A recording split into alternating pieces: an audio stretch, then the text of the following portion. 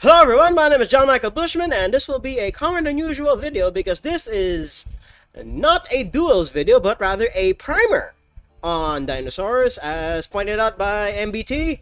If there's one thing that the YuGiTuber sphere is lacking, it's primers on decks.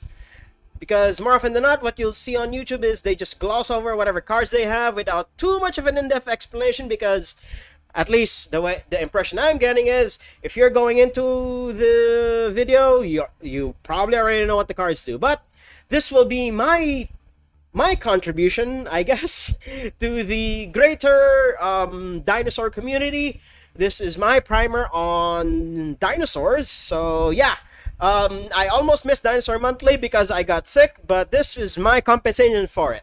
So you will not only get a primer, you will also get a duel video next week featuring this specific build right here, 60 card dinosaurs.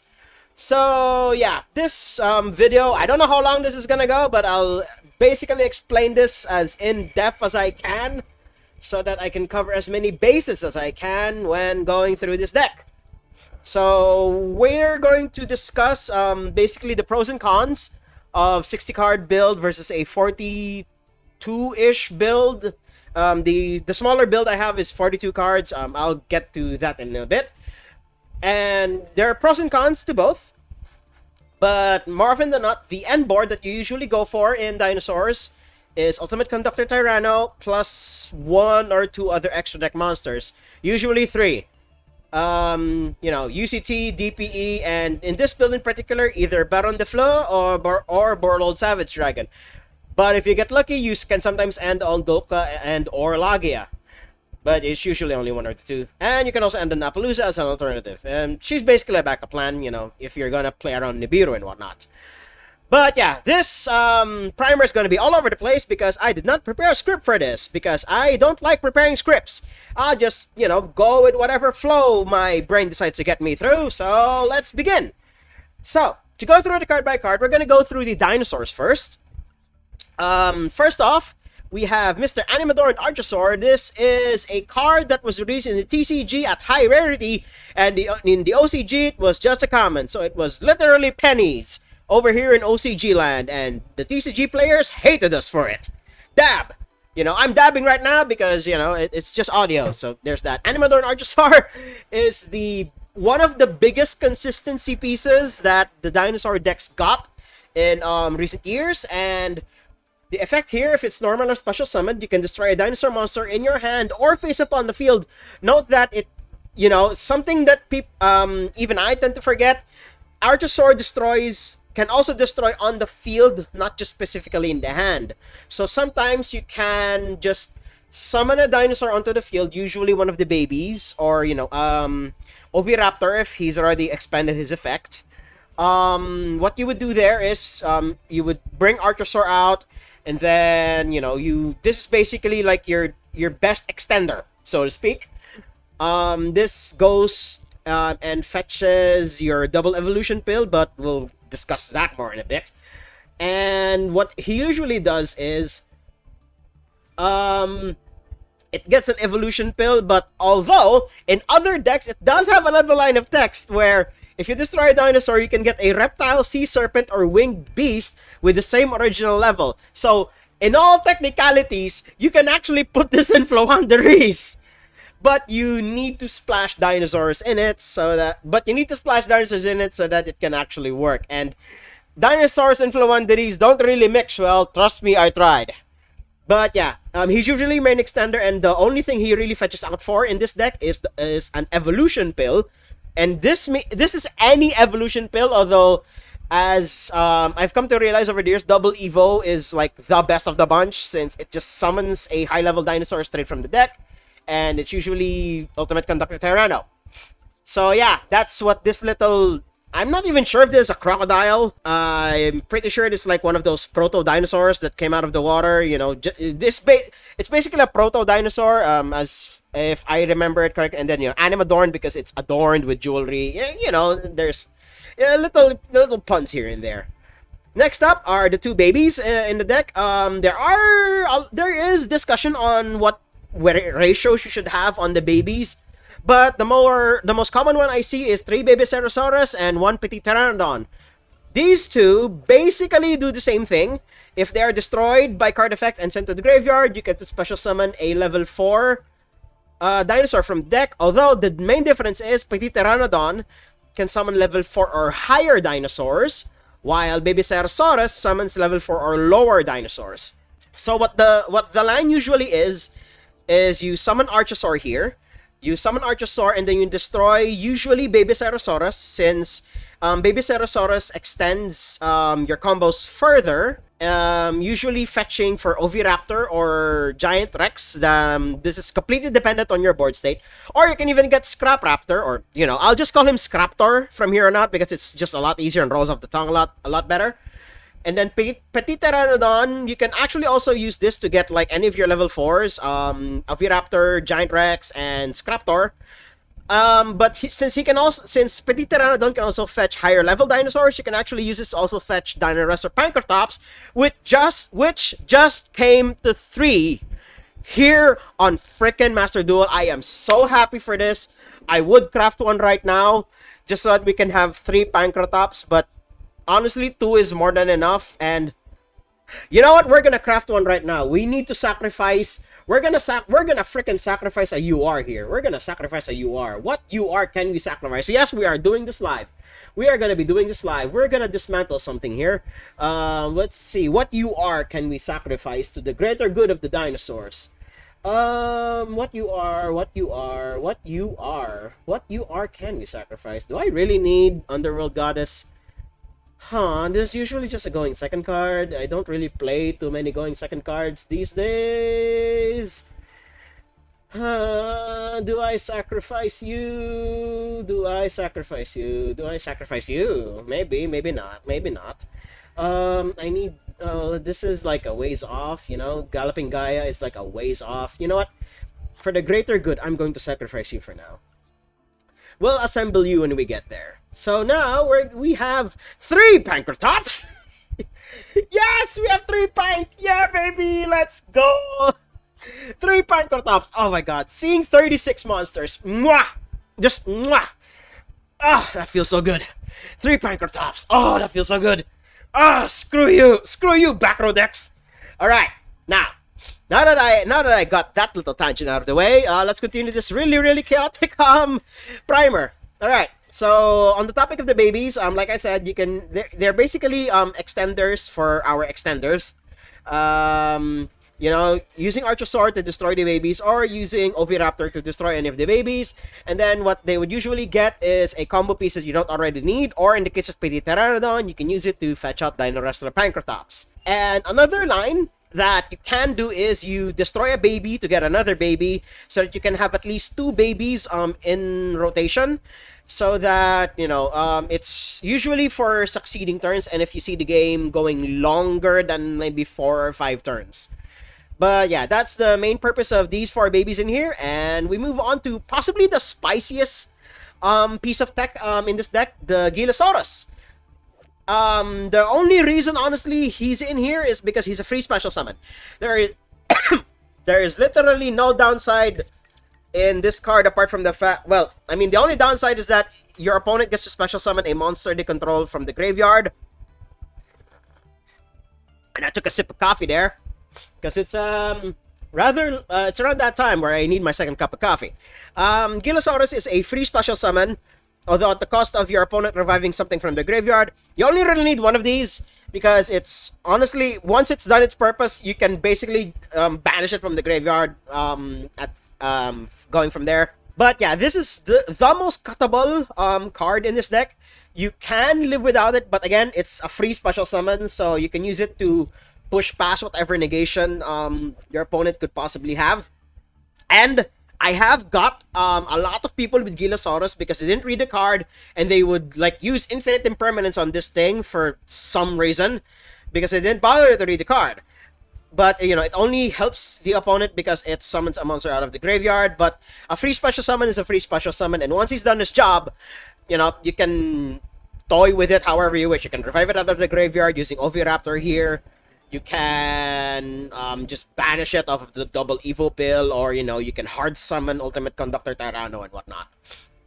Next, we have Giant Rex. This is a staple in dinosaur decks, and it does better when it's banished. Please note that the quote-unquote resurrection effect that Giant Rex has is only once per turn.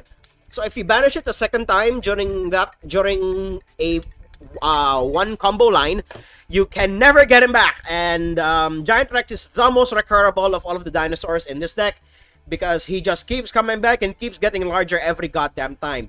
The biggest flaw that this guy has is he cannot attack directly. I mean, the attack boost is nice and all, because I've once gotten Giant Rex to like over 3,000 and my opponent could not get over it and just surrendered on the spot.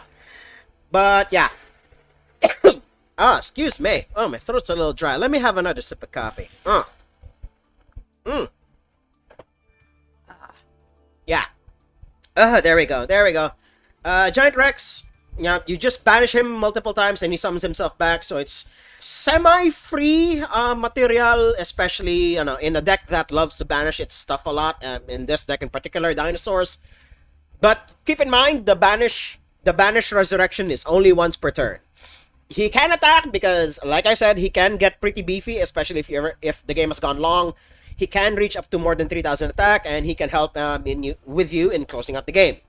Or, at the very least, clearing your opponent's board in the more offensive way. And then we have the boy, Mr. Miscellaneousaurus. Limited to 1 in the TCG and unlimited in the OCG. If you haven't read this card, then you are not playing Dinosaurs. Now, the most confusing part about this, at least in my opinion, is what types of effects you are actually protected from. Because for some reason, Miscellaneousaurus protects your dinosaurs from infinite impermanence. It protects your dinosaurs from effect negations from monsters. However, the Miscellaneous Search cannot stop Ash Blossom for some reason. I guess because it's not an activated effect, it's a discard. So I'm not too sure on the rulings of that, but yes, this grants pseudo-invulnerability to your dinosaurs, and it's also a one-card starter. The play nowadays is, you use Miscellaneousaurus, activate its effect, you banish Miscellaneousaurus, get Animadorned Archosaur, and you go from there. You profit somehow. And Miscellaneousaurus is like the best card dinosaurs could have ever gotten, and I wouldn't have it any other way. Although, there are like more nuanced lines with Miscellaneousaurus, but you'd only really use him to get Animadorned Archosaur out of your deck. Although, like I said, the more nuanced line is you banish Miscellaneousaurus and a couple of other dinosaurs to fetch out combo pieces you don't already have. But yeah, he does two things, and those two things are what makes dinosaurs what they are. Let me have another drink of coffee. And then we have the big boy, the Stratos of the deck, Soul Eating Oviraptor. Still limited to 2. This could come back to 3, no problem, because dinosaurs are are very disruptible, and once they run out of extenders, they are very easy to run over because only a handful of their monsters are even combat capable.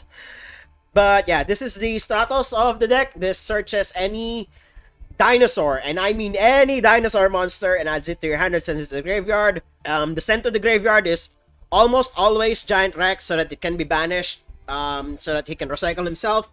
Or if you're not doing that, you can also add it to your hand, but this is usually dependent on the contents of your hand, and that is something I unfortunately did not have too much time to go over, because the one thing about dinosaurs is that their combos are not exactly linear, but they almost always end with the same board. So you basically work with what's been given to you with whatever, with whatever opening hand you have in dinosaurs. And then he also has a revival effect, where you can target a level 4 or lower dinosaur monster on the field, including itself. Oh, wait, not including itself. Other level 4 or lower dinosaur. Destroy it, and then summon another dinosaur from the graveyard in defense position. This is usually done to recycle babies into and out of the graveyard, so that you can have even more material on the board. Oh boy, this is like I keep saying, and whenever I record dinosaur videos, this deck is all about killing babies. Lots and lots of babies get murdered in this deck and on a daily basis. Now to drink a coffee there. We're going to get to Scraptor in a bit because he has a very special section all to its own, alongside Scrap Chimera. Dino Wrestler Pankratops, freshly unlimited here on Master Duel. This is what the Kashtira monster tried to be and unfortunately flopped. A quick effect pop is still like really powerful. The level 7 Kashtira is, I do not remember its name, but it's basically Pankratops if you squint hard enough. But Pankratops! It's a quick effect pop. It summons itself if your opponent has even a single monster on the field. And at 2600, it's like really easy for this guy to run over a lot of things. But yeah, that's usually his only purpose. It's a quick effect pop. What I would usually do is I would leave Petit Pteranodon on the field to be destroyed by UCT here. And then once UCT has done his Book of Eclipse effect, Pankratops comes in and pops whatever card the opponent has not used yet. And finally, our big boy, the boss monster of this deck, Ultimate Conductor Tyranno. Cue the Jurassic Park music.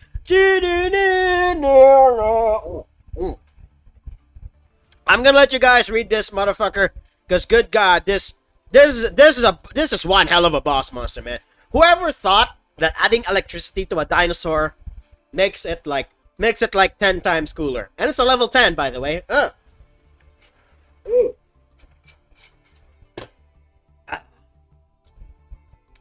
Okay. So he cannot be normal summoned or set. That's already like one of the biggest hurdles that this guy has. You cannot just plop him onto the field willy-nilly. He must first be special summoned from your hand by banishing 2 dinosaurs from your graveyard. This is like any dinosaur, so Scraptor counts,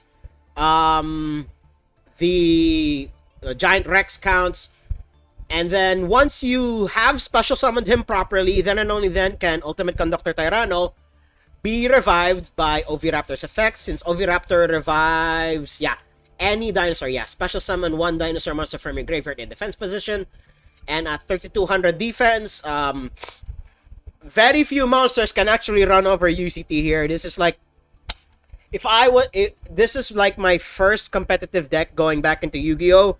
Although I've since changed into Flawanderies, but we don't talk about those around here. This guy just does a lot. And, oh boy, where do I even begin?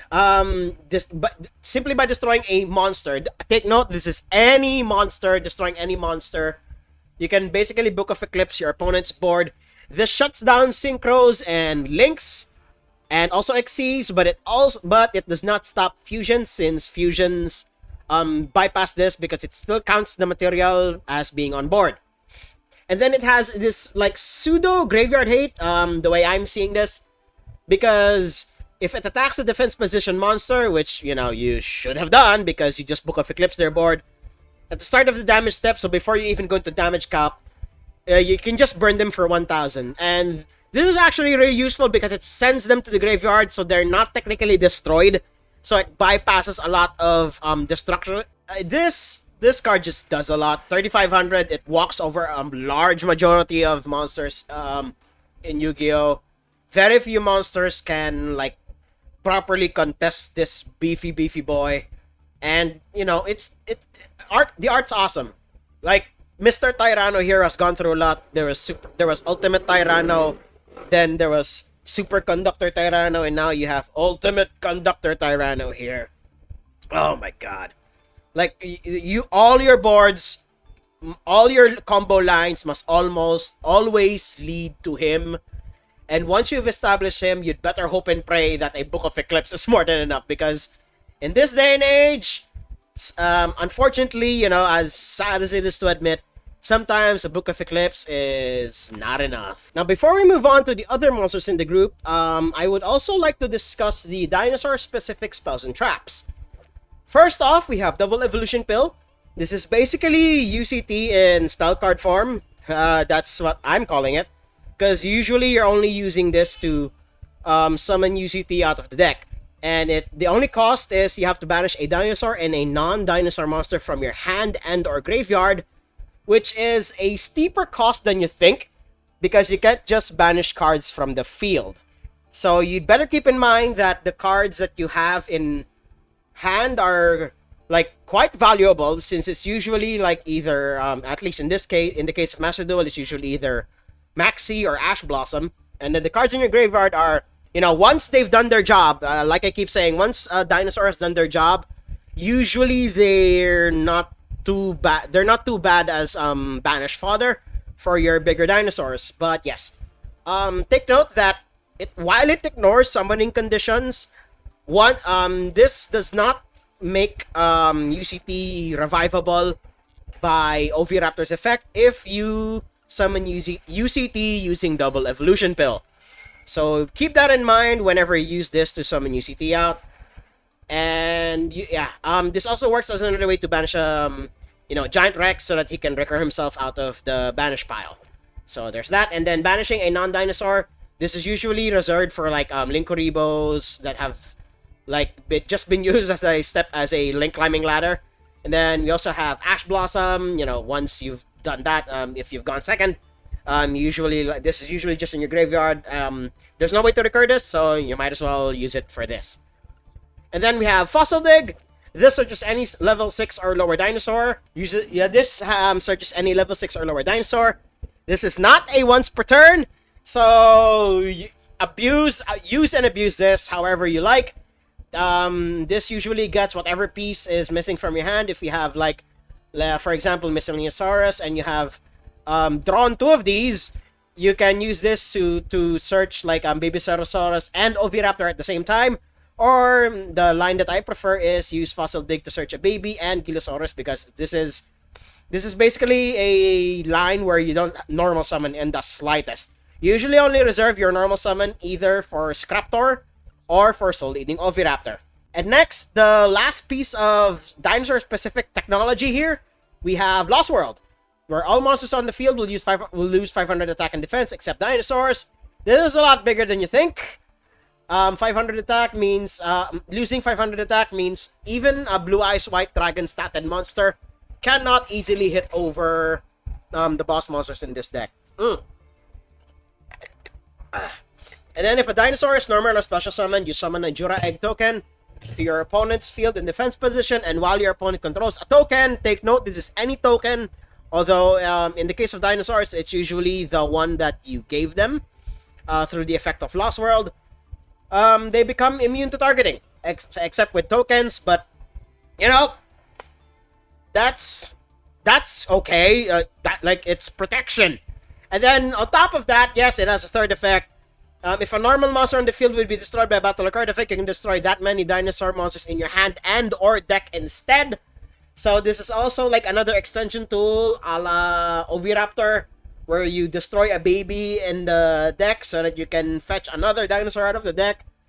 This is like this deck is just extenders on extenders on extenders on extenders. Like, this is just simply insane. Like, oh my fucking god. We move on to the other cards that made it into the deck that aren't necessarily necessary for dinosaurs. Now, if you're playing the 60 card build like the one I have here, this is a path that I would suggest you take, but take it with caution, because for me at least, this deck surprisingly bricks in spite of all of the consistency pieces.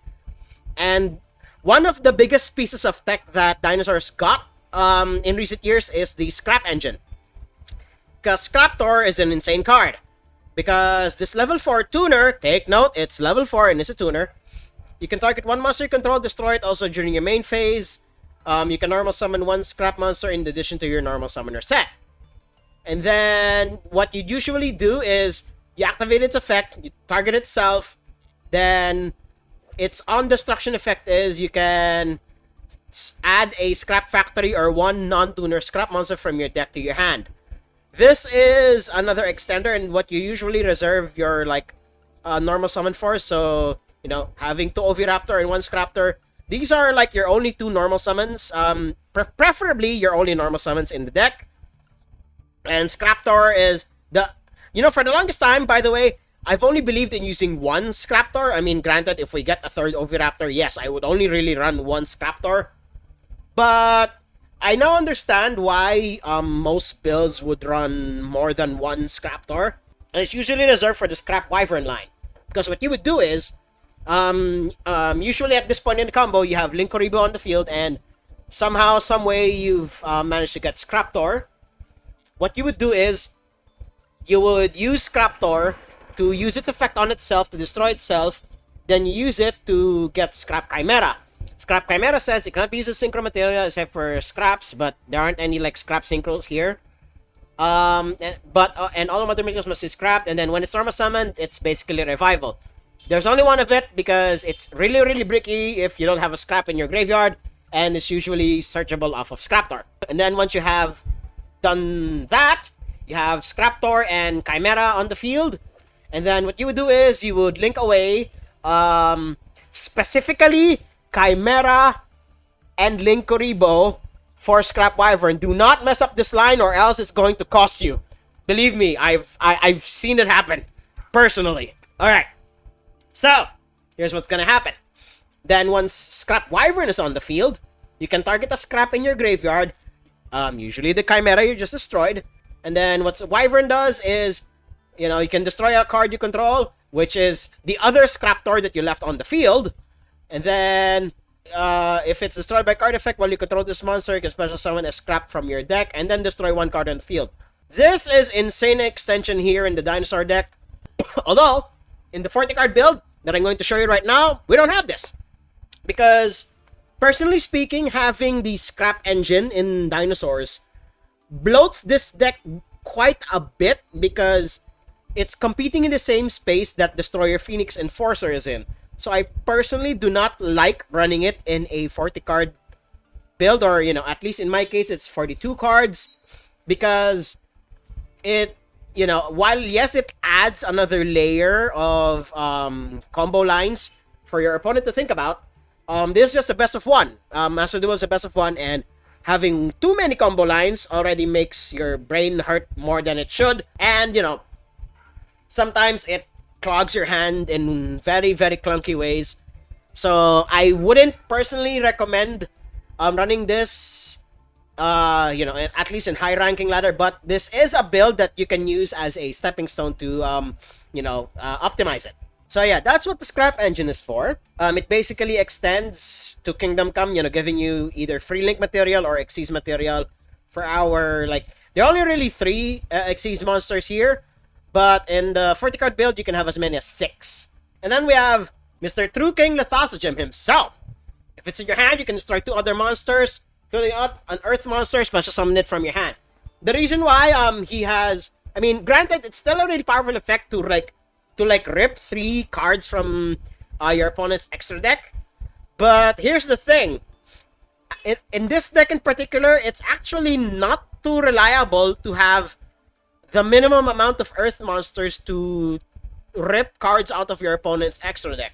So, if you don't have that, what you would do is, you would use Lithosogem to summon him onto the field, destroy any 2 monsters, and I mean any 2 monsters, and he summons himself onto the field, and then you normal summon Effect Veiler, and boom, you have an instant Baron de Fleur. Do not try to aim for a high rolly line of having a minimum of 2 earth monsters in your hand at any given time, because there are only like what? 1, 2, 3, 4, 5, 6, 7, 8, 9, 10, 11, 12, 13, 14, 15. There are only 15 of them in the 60 card deck.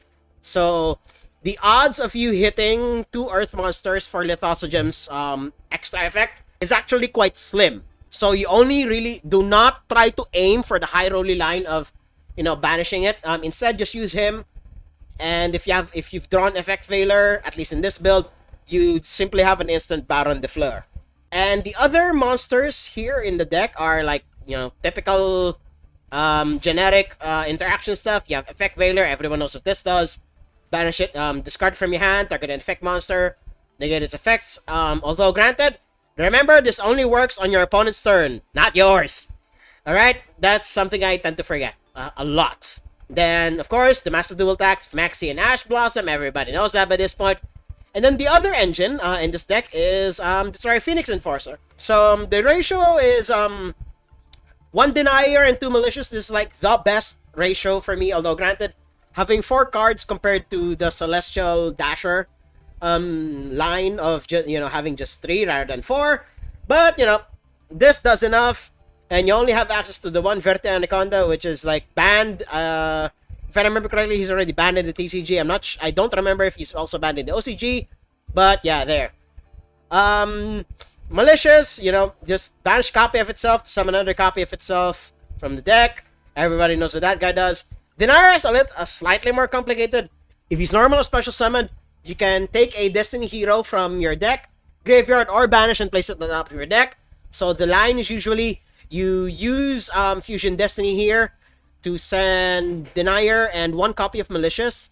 And then on the following turn, you would summon... No, wait.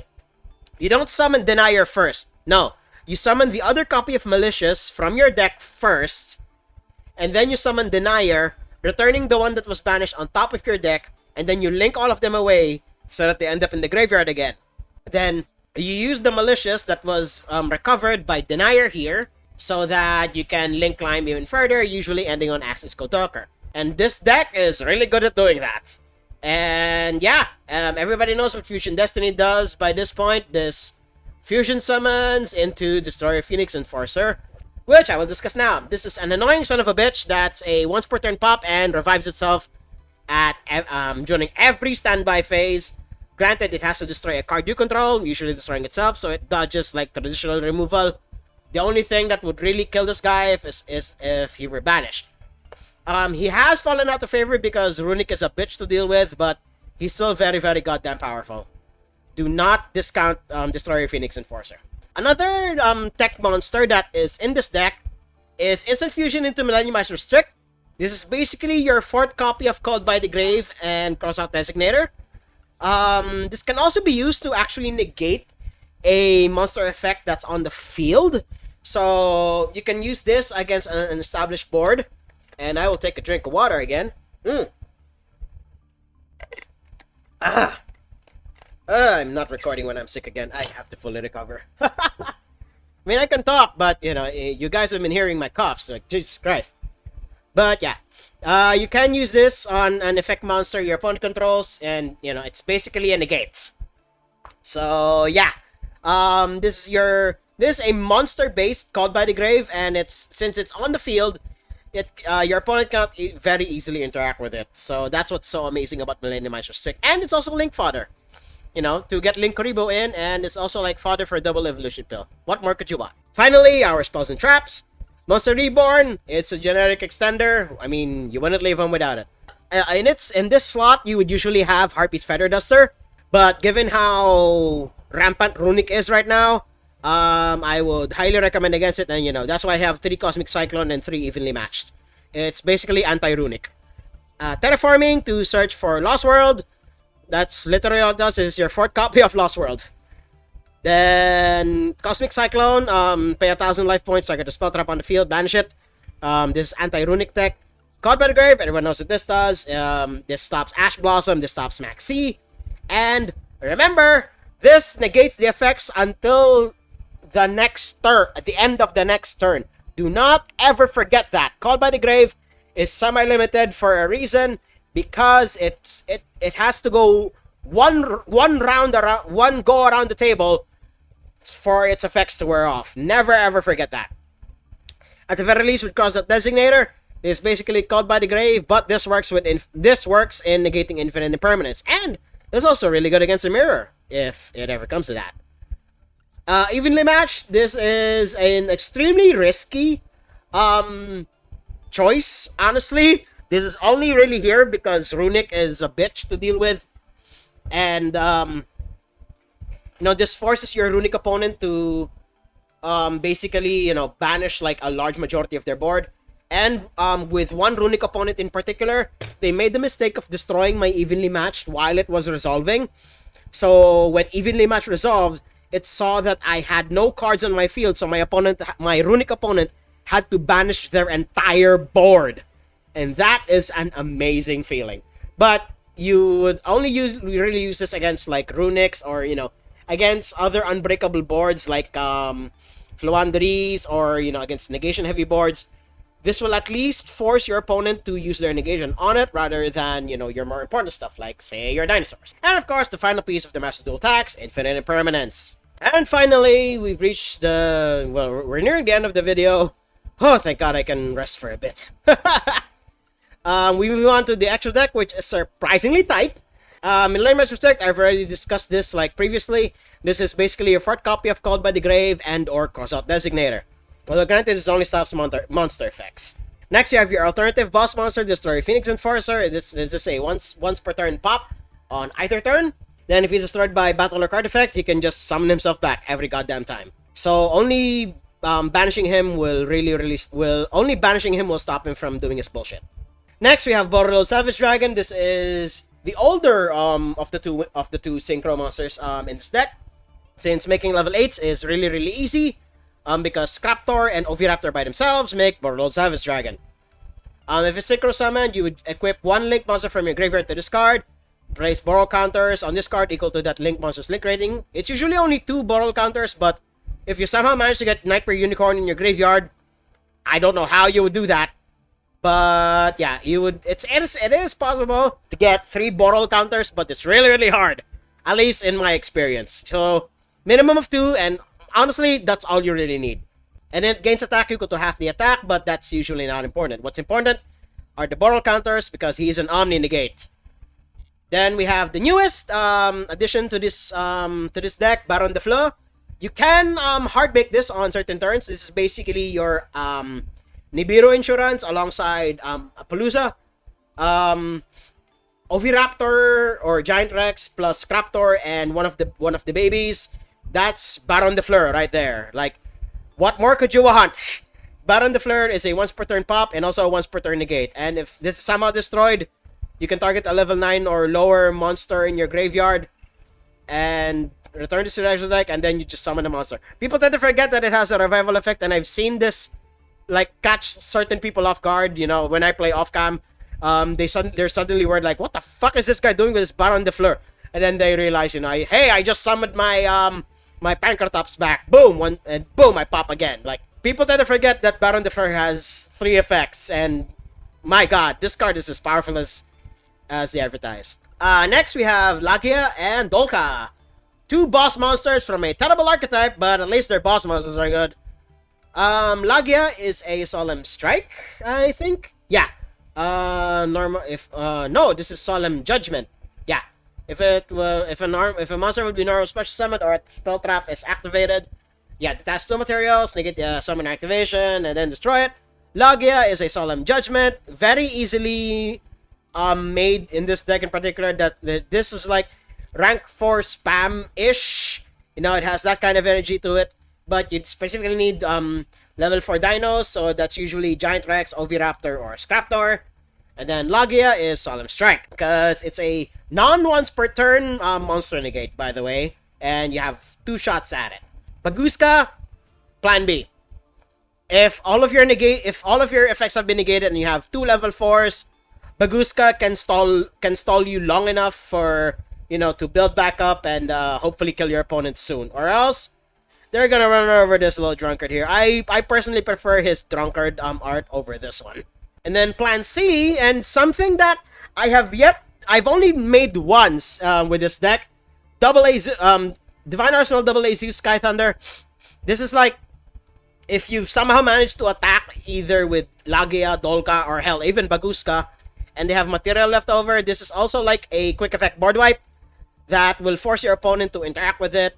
It's still 3k. It's still a 3k beater, so it's still like really powerful at that. But you very rarely get to the point where you summon this guy. But he's a good backup plan. Next is Linkuriboh. You usually only really you're only really able to summon this guy if you have Archosaur, since he's literally Effect Veiler is also there, but usually you're only really using Archosaur to summon Linkuriboh. Its attack modification thing can be useful, but he's only ever really used as link climbing material. I've already explained what the scrap line is, so I'm not going to go too hard over Scrap Wyvern here.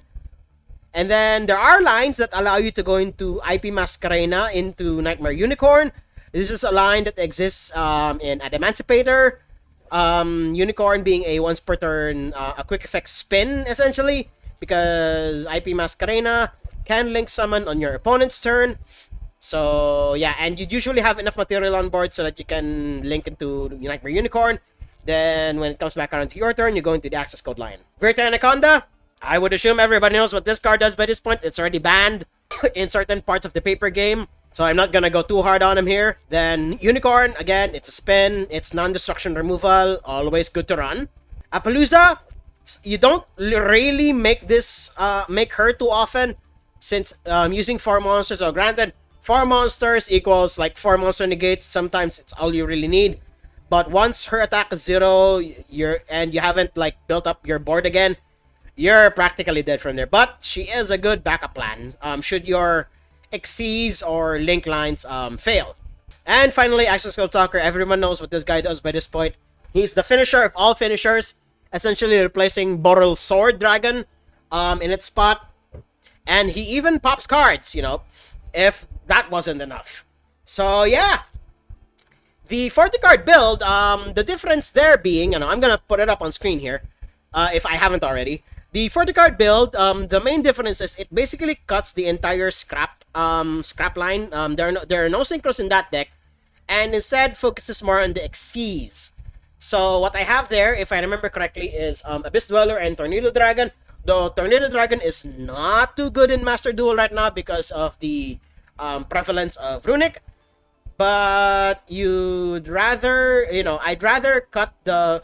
I actually, as weird as it is to say, me hyping up the scrap engine and whatnot, I actually think it makes... oh, wait, no, I already said this. I already forgot what I said. Jesus, I really am sick. The scrap engine actually makes the deck a little too fat for my liking. So, slimming it down to 42 cards and just focusing on the Xyz and link lines actually makes this deck a lot more consistent and a lot more resilient to removal at that. So, on the screen is the 42 card build. Having 3 infinite permanents is honestly a necessity, unfortunately, because this deck, as good as it is in breaking an opponent's board, or hell, even pushing past your opponent's interaction, surprisingly lacks in the negation department, because most of its negation solely lies on the Evolzar Lords here. I call them Evolzar Lords, but I don't quite remember what the lore is for the Evolzars. But yeah, there is that. And that concludes my primer on Dinosaurs. I hope you guys learned a thing or two in this... Wait, how long have I been recording? Oh my god, almost an hour. No wonder I've been coughing so hard. But yeah, this is far and away not the best build, but this is something you can build off from, or, take a sprite from it and, climb to Diamond 1, where, Diamond 1 is the highest right now, but, if data miners are to be believed, there's stuff that's higher than Diamond 1. So, if you like what you saw and hope you learned a thing or two, hit like, comment, subscribe, and share this among your friends. And until next time, toodles!